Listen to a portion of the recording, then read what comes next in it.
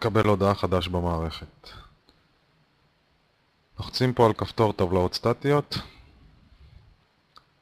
נפתחו את כל הטבלאות הסטטיות במערכת. מחפשים את טבלת מקבל ההודעה. לחיצה או סימון של טבלת מקבל ההודעה שולף לנו את כל הנתונים הקיימים. הקמת מקבל הודעה חדש. לוחצים קליק ימני ברשימה, בחירה באופציה חדש.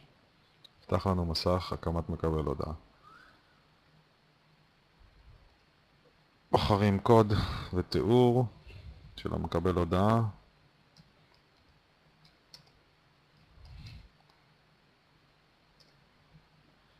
סוף ביצוע הפעולה, לחיצה על כפתור שמירה.